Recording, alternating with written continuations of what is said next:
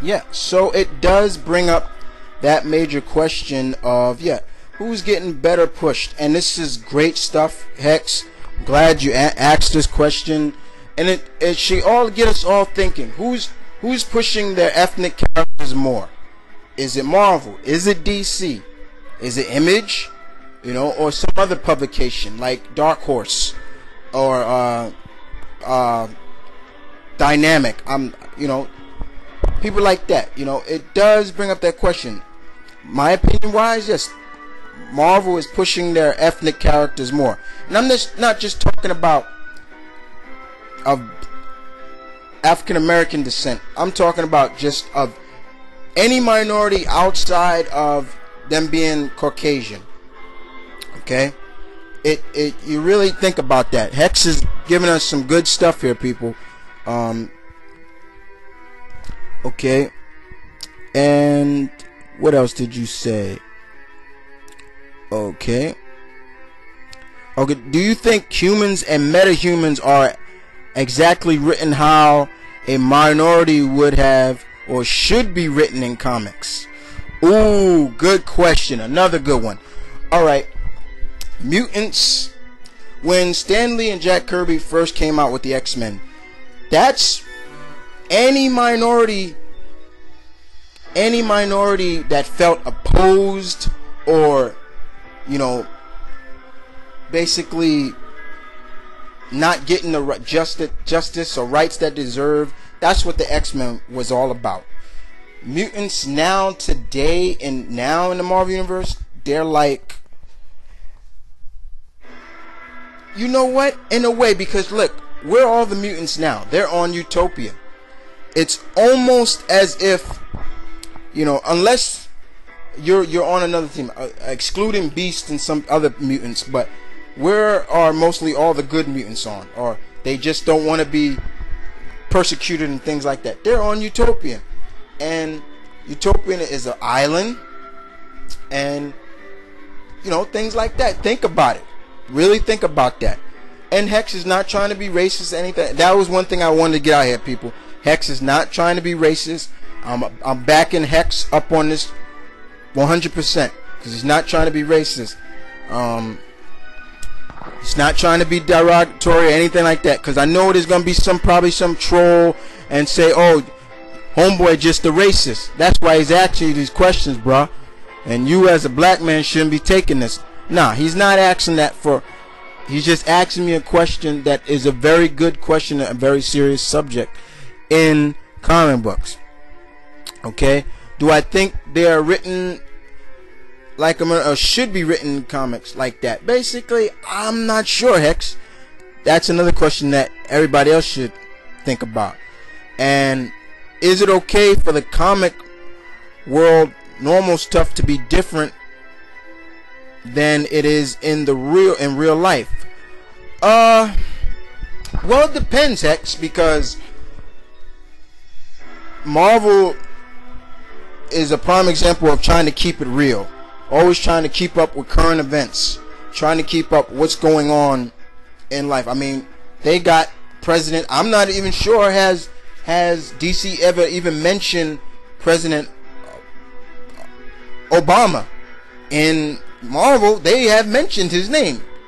They've said his name. They've shown him things like that. I think both of them have touched on. I mean, they've dealt with current events, but then, you know, sometimes they do stray away from the real life stuff, and sometimes I think that is a good thing, because sometimes you don't want it to be too much realist and a lot of fantasy, because in the comic world, we're supposed to cheer for the heroes. You know, the heroes are always supposed to save the day, you know, not in the real world, you know, where sometimes even the heroes die, you know. So I think, yeah, it's okay to have realism as well as fantasy, but I do think that I think it's okay to have normal stuff instead of just having fantasy. Alright. And is it overboard at times or an understatement. Example, X-Men mutants shunned so openly in the movies. I would say so. I would say maybe. Okay. And have you ever seen a comic character try too hard because of a writer to be so stereotyped of his or her ethnicity origin?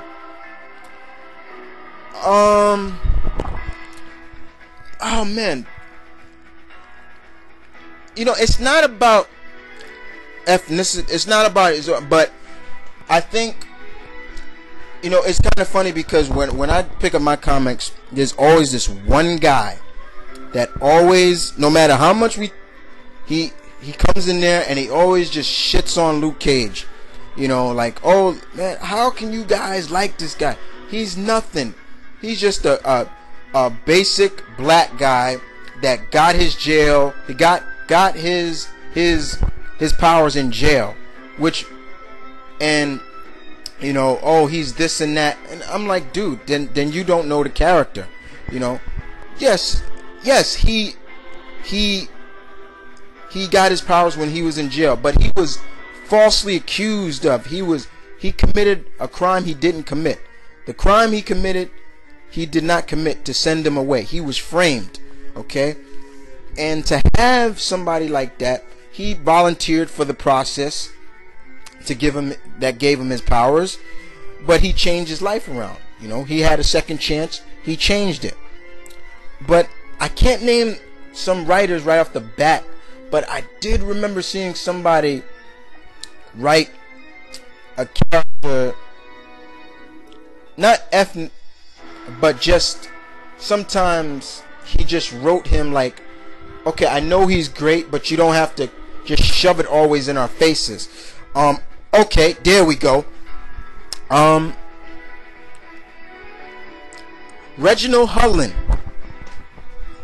when his run of Black Panther, to my book, has nothing compared to Priest when he wrote Black Panther. You know why? Because in that book, when Hudlin was writing it, he wanted Black Panther to look so much like a badass, like one of the greatest black characters ever created, to the point where he had T'Challa just dominating everything. Like, we know T'Challa's smart, we know he's good, but even sometimes the best can lose. But he wanted to make sure T'Challa did not get degraded and put down. I didn't like how he was writing it. For example, you know, it was always a question of could T'Challa beat Captain America in a fair fight? You know, here's the super soldier with the Black Panther that gets his powers from the sacred heart herb that gives him his speed, his agility, and stuff like that. And Hudlin wrote it as if, I think when they said T'Chaka fought Steve, he wrote it as if T'Chaka was this great warrior, and not saying that T'Chaka wasn't, that Steve was just, he came Captain America, he was still inexperienced and things like this, where basically T'Chaka dominated Steve in a fight, and it came out wrong in my book. It really did. Hudlin's run, there's one person in my book, that's my opinion. Yes, he's black, and yes, he took over as the writer for Black Panther. I understand that, but you were just writing him too much as he was overly powerful. He became the point where, like, nobody can touch this man, and that's not how you got to write somebody of royalty like that. He has to have some weaknesses, but Hudlin wasn't showing it, not at all. Alright, and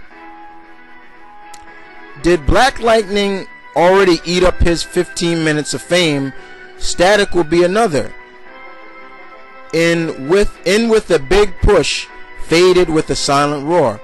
Why is Nick Fury black? Alright, Another good question. I was just talking about Black Lightning. I